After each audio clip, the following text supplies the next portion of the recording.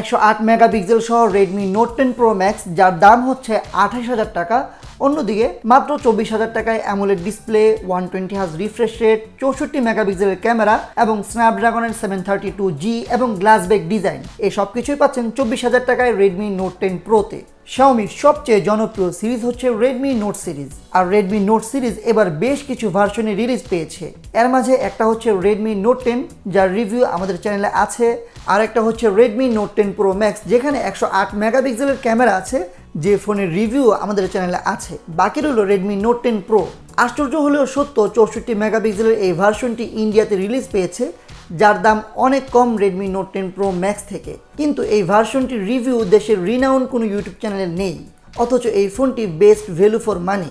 Redmi Note 10 Pro Max এবং Redmi Note 10 Pro এর মাঝে জাস্ট পার্থক্য হচ্ছে 108 মেগাপিক্সেল এবং 64 মেগাপিক্সেল, কিন্তু দামের পার্থক্য হচ্ছে 4,000 টাকা। আজকের ভিডিও জুড়ে কথা বলবো Redmi Note 10 Pro এর 64 মেগাপিক্সেলের এই ভার্সনটি নিয়ে এবং জানাবো ওভারঅল ফোনটি কতটা ভালো হবে। তো ভিডিওটি শুরু করার আগে অবশ্যই দেখে নিন আমাদের চ্যানেলটি সাবস্ক্রাইব করা আছে কিনা। সাবস্ক্রাইব করা না থাকলে অবশ্যই আমাদের চ্যানেলটি সাবস্ক্রাইব করে নেবেন এবং অবশ্যই বেল বাটনটিতে ক্লিক করে নেবেন। হ্যালো বন্ধুরা, সবাইকে স্বাগতম তরল প্রযুক্তির ইউটিউব চ্যানেলে। আমাদের আজকের ভিডিওটি স্পন্সর করেছে বসুন্ধরা সিটির অন্যতম বিশ্বস্ত শপ GadgetMan BD। তাদের কাছে এই ডিভাইসটি আপনারা পেয়ে যাবেন 24,000 টাকার মাঝে, তবে দাম সবসময় ওঠানামা করে, তাই রিসেন্ট প্রাইস জানতে অবশ্যই যোগাযোগ করুন GadgetMan BD Facebook page, group কিংবা সরাসরি ফোনেও তাদের সাথে যোগাযোগ করতে পারেন। GadgetMan BD সম্পর্কে বিস্তারিত সকল ইনফরমেশন থাকবে ভিডিওর নিচে ডিসক্রিপশন বক্সে। প্রথমেই বক্স কন্টেন্টগুলো দেখে নেওয়া যাক। বক্সে তেমন এক্সট্রা কিছু নেই, Redmi Note 10 Pro Max এর মতোই। প্রথমে একটি বক্স পাবেন যেখানে থাকবে একটি ট্রান্সপারেন্ট ব্যাক কভার, এর নিচে থাকবে মূল ডিভাইসটি। এছাড়াও এখানে থাকবে 33 ওয়াটের ফাস্ট চার্জার এবং একটি Type-C charging cable.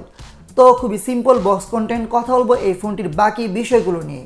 Basically Redmi Note 10 Pro Max এর সাথে শুধু ক্যামেরা ছাড়া আর কোনো পার্থক্য নেই, তাই আজকের ভিডিওতে বিশেষ করে ক্যামেরা সেকশন নিয়ে আলোচনা করব। ফোনটির রেয়ারে পাচ্ছেন 4টি ক্যামেরা, যার প্রাইমারি ক্যামেরাটি 1.9 অ্যাপারচারের 64 মেগাপিক্সেলের সেন্সর। এছাড়াও পাচ্ছেন 2.2 অ্যাপারচারের 8 মেগাপিক্সেলের আলট্রা ওয়াইড ক্যামেরা, পাচ্ছেন 2.4 অ্যাপারচারের 5 মেগাপিক্সেলের ম্যাক্রো লেন্স এবং 2.4 অ্যাপারচারের 2 মেগাপিক্সেলের ডেপথ সেন্সর। আর এই ফোনটির সামনে পেয়ে যাবেন 2.5 অ্যাপারচারের 16 মেগাপিক্সেলের সেলফি শুটার। ক্যামেরার কোয়ালিটি নিয়ে বললে এখানে MIUI 12 ক্যামেরা অ্যাপ পাচ্ছেন, যেখানে ডে লাইটে 64 মেগাপিক্সেল মোডে তোলা ছবিগুলোতে অনেক ডিটেলস পেয়েছি। জুম করলেও অনেক ভালো ডিটেলস ধরে রাখতে পেরেছে এই ফোনটির ক্যামেরা, আর ছবিগুলোর কালার এবং কন্ট্রাস্ট ভালো লেগেছে। ডিফল্ট 12 মেগাপিক্সেল মোডে তোলা ছবিগুলোর ডাইনামিক রেঞ্জ এক্সিলেন্ট পেয়েছি, যেখানে হাইলাইট ডিটেলস ও শ্যাডো ডিটেলস যথাসম্ভব ভালোভাবেই ধরে রাখতে পেরেছে ডিভাইসটি। তবে কালারটা কিছুটা স্যাচুরেটেড, তবে ছবিগুলো আই প্লেজিং, একটা শান্তি পেয়েছি চোখে দেখতে। এছাড়া ছবিগুলোতে ভালো শার্পনেস পেয়েছি।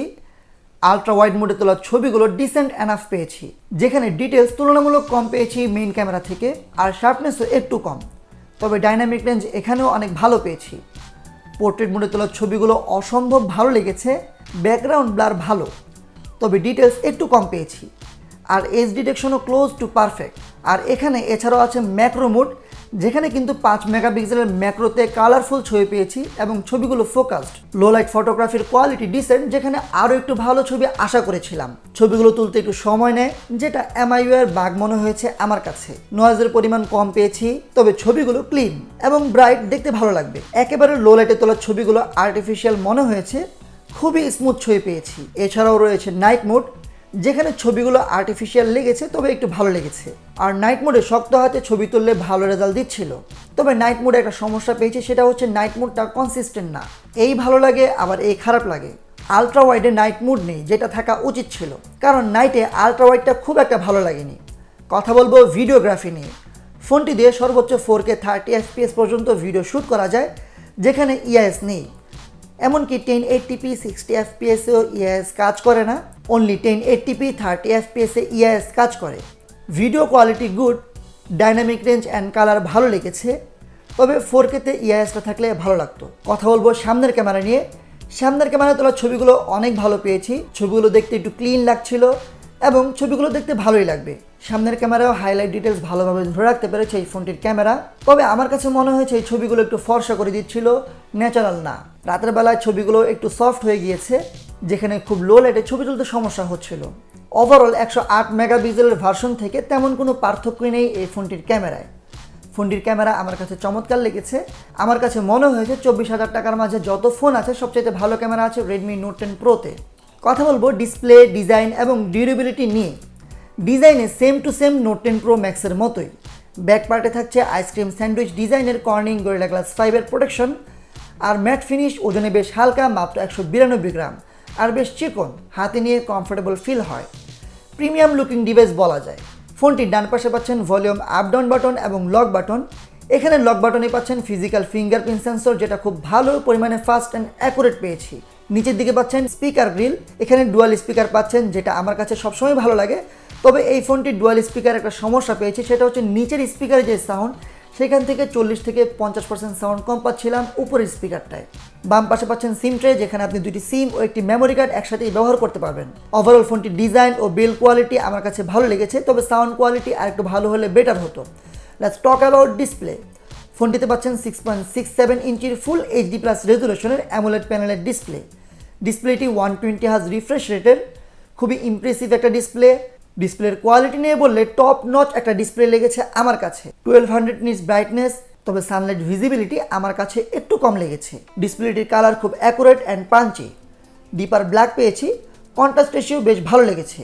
সো মিডিয়া কন্টেন্ট উপভোগ করতে যারা ভালোবাসেন তাদের জন্য বেস্ট একটা চয়েস।